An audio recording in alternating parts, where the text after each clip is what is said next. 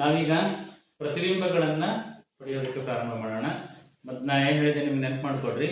ದರ್ಪಣದಲ್ಲಿ ಕಾಣುವಂತಹ ಪ್ರತಿಬಿಂಬ ಯಾವಾಗಲೂ ಸತ್ಯ ಪ್ರತಿಬಿಂಬ ಆಗಿರ್ತದ.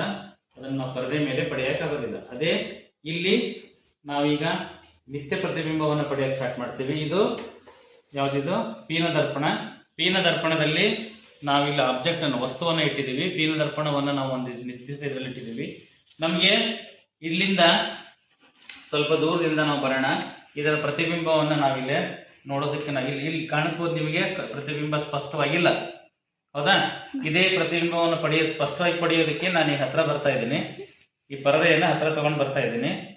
ನೀವು ನೋಡಬಹುದು. ಈಗ ಕಾಣಿಸ್ತಾ ಇದೆ ಪ್ರತಿಬಿಂಬ. ಈ ಜ್ವಾಲೆಯ ಪ್ರತಿಬಿಂಬ ನಿಮಗೆ ಕಾಣಿಸ್ತಾ ಐತಾ? ಸ್ಪಷ್ಟವಾಗಿ ಕಾಣ್ತಾ ಐತಾ? ಓಕೆ, ಈಗ ನಾನು ಚೇಂಜ್ ಮಾಡ್ತೀನಿ. ಈಗ ನಾನು ನಿಮಗೆ ಕೊಡ್ತೀನಿ. ನೀವ್ಯಾರಾದರೂ ಇದರ ಪ್ರತಿಬಿಂಬವನ್ನ ಸೆಟ್ ಮಾಡಿ ತೋರಿಸ್ಬೇಕು. ಮಾಡ್ತೀರಿ? ಬರ್ರಿ, ಯಾರು ಇಲ್ಲಿ ಬರ್ತೀರಿ, ಈ ಕಡೆ ಬರ್ರಿ. ಈಗ ನಾನು ಇದ್ರ ಜಾಗವನ್ನು ಕೂಡ ಚೇಂಜ್ ಮಾಡ್ತೀನಿ. ನೀವು ಜಾಗನ ಸೆಟ್ ಮಾಡ್ಕೋಬೇಕು. ನೀವು ಅಬ್ಸರ್ವ್ ಮಾಡಿ ನೋಡ್ರಿ. ಈಗ ಇಲ್ಲಿ ಎಲ್ಲೂ ಪ್ರತಿಬಿಂಬ ನಮಗೆ ಸಿಗ್ತಾ ಇಲ್ಲ, ಹೌದಾ? ಯಾಕೆ? ನಾವು ಇದರ ಸಂಗಮ ಬಿಂದುವಿಗೆ ಹತ್ರ ಬಂದಾಗ ಮಾತ್ರ ನಮ್ಮ ಪ್ರತಿಬಿಂಬವನ್ನ ಪಡೆಯೋದಕ್ಕೆ ಸಾಧ್ಯತೆ ಐತಿ ಅನ್ನೋದನ್ನ ಸಹಿತ ನೋಡ್ತಾ ಇದ್ದೀವಿ. ಇಲ್ಲಿ ನೋಡಿ, ಹೌದಾ? ನೋಡಿ, ಬರ್ತಾಯ್ತಾ? ಕಾಣಿಸ್ತೈತೆ ಪ್ರತಿಬಿಂಬ? ಇದರಿಗಿಂತ ಕೂಡ ದೊಡ್ಡದಾಗಿರುವಂತ ಪ್ರತಿಬಿಂಬವನ್ನ ನಾವಲ್ಲೇ ನೋಡೋದಕ್ಕೆ ಸಾಧ್ಯತೆ ಇದೆ. ಸ್ವಲ್ಪ ಹತ್ರ ಬಾ, ಇನ್ನೂ ಈ ಪ್ರತಿಬಿಂಬವನ್ನ ಸ್ಪಷ್ಟವಾಗಿ ನೋಡೋದಕ್ಕೆ ಸುಲಭ ಆಗುತ್ತೆ. ಕಾಣ್ತಾಯ್ತಾ ಪ್ರತಿಬಿಂಬ? ಕಾಣ್ತೈತೇನ್ರ?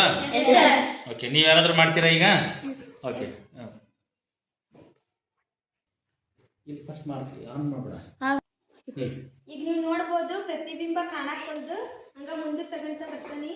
ಈಗ ಹಂಗ ಸ್ವಲ್ಪ ಕಾಣ್ಕೊಂತ ಬರಕತ್ತೈತಿ.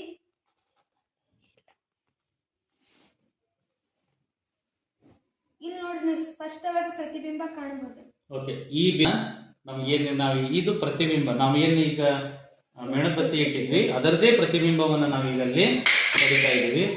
ಏನಾಗಿದೆ ಇಲ್ಲಿ ಈ ಪ್ರತಿಬಿಂಬ? ಇದು ಇದಕ್ಕಿಂತನೂ ದೊಡ್ಡದಾಗಿರುವಂತ ಪ್ರತಿಬಿಂಬ ನಮಗಲ್ಲಿ ಸಿಗ್ತಾ ಇದೆ ಅಂತ ಹೇಳಿ. ಕ್ಲಿಯರಾ?